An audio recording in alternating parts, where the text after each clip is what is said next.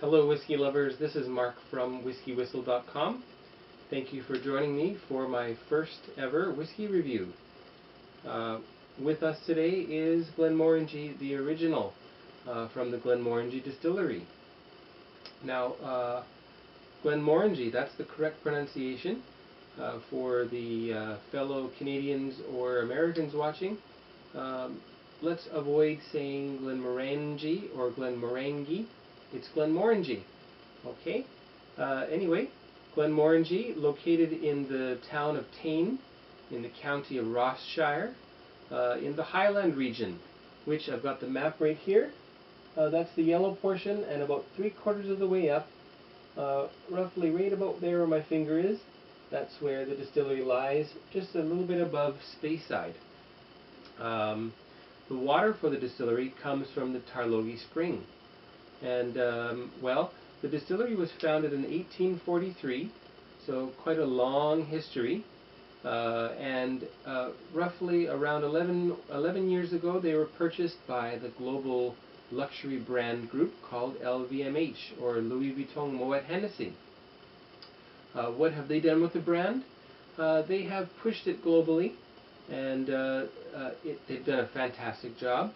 The brand now boasts a 6% market share in the single malt Scotch whisky category. So that's quite an accomplishment. Formerly the best-selling single malt in the UK, although it was unseated by another distillery with the word Glen in the name. Perhaps more on that another day. Anyway, Glenmorangie boasts also the tallest stills in Scotland. They are a whopping 8 meters tall, apparently the height of an adult male giraffe, and 4 times the height of the tallest people you see walking around. So very tall. What does that mean for you? Well, the taller the still, the lighter the spirit. So inside that the still, as the liquid is boiling, the alcoholic vapors are the first to rise, and only the very lightest ones could ever hope to reach that 8-meter height where it hits the line arm and begins to condense. So the very lightest of the alcoholic spirits are the ones that end up hitting the top and become part of the whiskey that you drink. The heavier compounds, they end up hitting the side of the pot still and returning down to the pot below. Produces great spirit, let's just say that. Now then, what else can we talk about? Let's have a look at the bottle together, shall we? Beautiful shape. That was one of the things that Louis Vuitton Moet Hennessy did. They did a bit of a revamp of the shape of the bottles and the labels and so on. And very tasteful, very attractive. So, good work there. Let's have a look at the box. Very simple, nothing fancy there, but a very effective design. Let me just read that to you. Glenmorangie Highland Single Malt Scotch Whisky, the original. Distilled and matured in Ross-shire. Produced in Scotland since 1843. Perfected by the 16 men of Tain.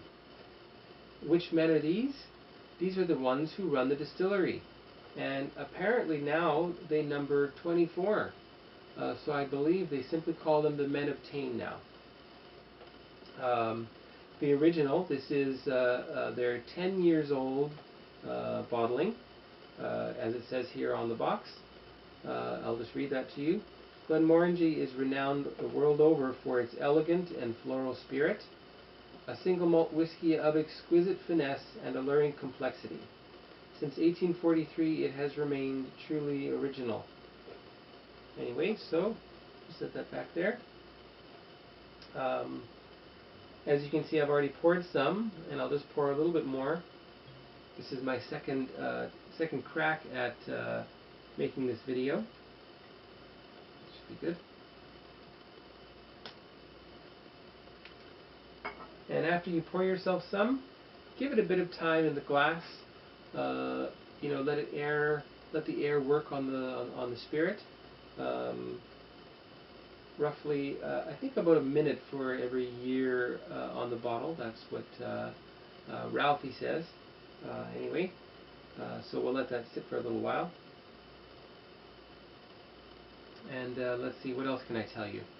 Well, I've told you about the water source, and I've told you about the tall stills. So what about the casks? Well, it's actually quite interesting. Right now, the global whiskey industry is scrambling to get their hands on casks. Everybody needs them, and the demand is high, the supply is short. It'd be great to be a cooper, have a cooperage and make casks. You'd probably do quite well for yourself right now. So given that situation, what did Glenmorangie do? Well, they went out and they bought their own forest in the Ozark Mountains of Missouri. So very smart move on their part. So they make their own casks with their own wood, and then what do? They take those casks and they lease them to two American distilleries, Jack Daniels, who make their Tennessee whiskey, and Heaven Hill, who make bourbon. And those companies age their spirit in the Glenmorangie casks for the 2-year period or however long they want to age them for.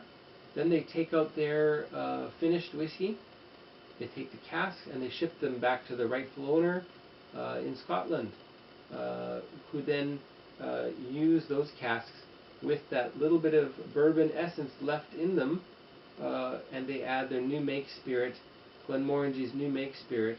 That's the white liquid that comes off the still, and then they age their own whiskey in their own casks, having had that little bit of bourbon maturation already happened in the casks.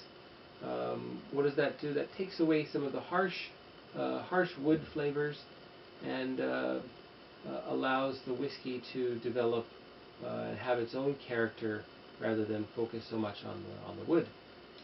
So interesting. Anyway, enough about that. Let's get down to the nitty-gritty. Let's nose the whiskey, which means to smell it. So let's see how it smells. And you'll find, you may find, when you smell that for the first time, you get a bit of an alcohol rush. So just let your nose recover, and then try again. Maybe a little bit further away, or just breathe a little bit slower through your nose. And for me, the first thing that I notice with Glenmorangie and this 10-year-old is vanilla and caramel hits my nose, which I believe comes from the bourbon casks that they're using. And you also get a floral note, and I feel like I'm smelling orange blossoms, interestingly enough. And you'll also smell a plethora of fruit, summer fruits like peaches, and maybe even a bit of banana. So imagine a summer fruit basket with a just perfectly ripe banana in there, and the smell you get from there. Or perhaps you take the peaches, some oranges, some bananas, blend it into a smoothie, and it might smell something not unlike this. So anyway, wonderful aroma. No peat recognized on the nose, or very, very little. I believe their barley, the malted barley, is peated to some degree, but it would be so little that we wouldn't really notice it. I did notice a bit of peat one day with this very bottle, just some particular day. Maybe the humidity was right, maybe the oxidation that goes on in the bottle was just right, and there was actually quite a lovely hint of peat there. But you really wouldn't notice it unless you're very familiar with peat. Anyway, so just a lovely nose. And I'm going to taste it now.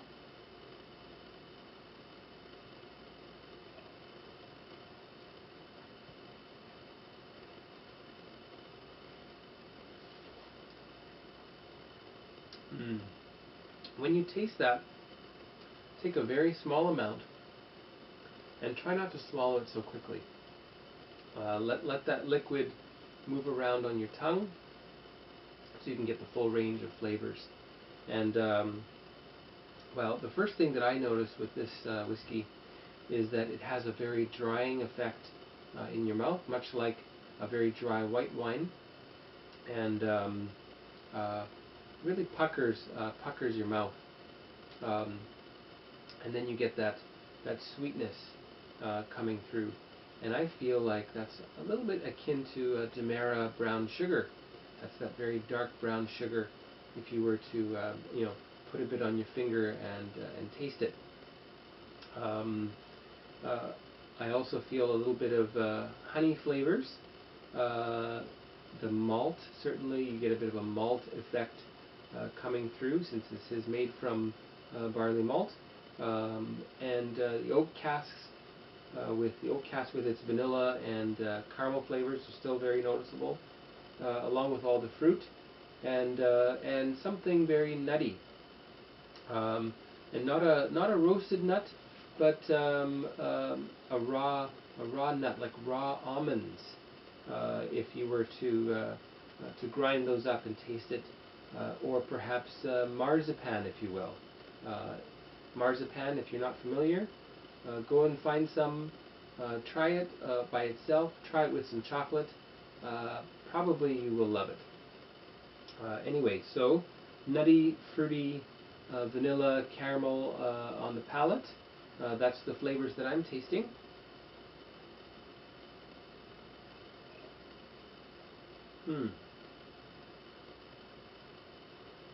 Very delicious. Now then, one thing that you could do with your whiskey is to add a little bit of water. So I'm going to put about 1.5 milliliters of water in there, not very much. Now, why would I do that? It's not to really dilute the alcohol so much as to start to get the chemical flavor and aroma compounds to break up and begin to be released into the air. So get that mixed up a little bit. And what I notice is you get a lot more sweetness in the nose, and a little bit more of the oaky, vanilla, and caramel notes with water.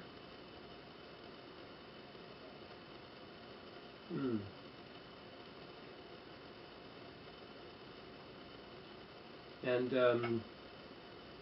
in your mouth, with a little bit of water, it's a little bit less dry and a little bit more sweet.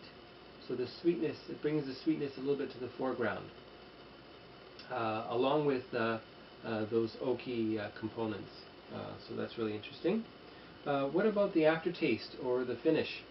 Well, this is one of my favorite things about this particular bottling from Glenmorangie. The original has a fantastic complex mix of bitter notes, bitterness, sweet notes, sweetness, sour notes, sourness.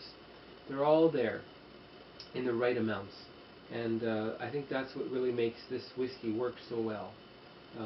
Anyway, so overall, just a fantastic whiskey, a fantastic single malt Scotch whiskey for you to try, whether that's the first one you're to buy or whether you're a seasoned whiskey lover who wants to try to find something different if you haven't tried it yet.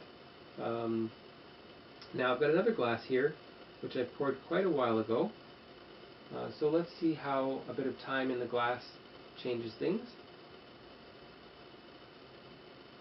I'm going to get that alcohol waft at first, so I'm going to persevere.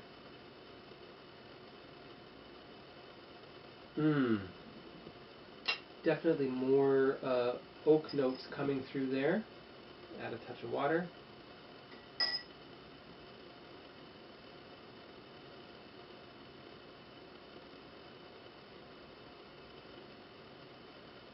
And the fruit is also quite noticeable after a long time in the glass. You can try that yourself.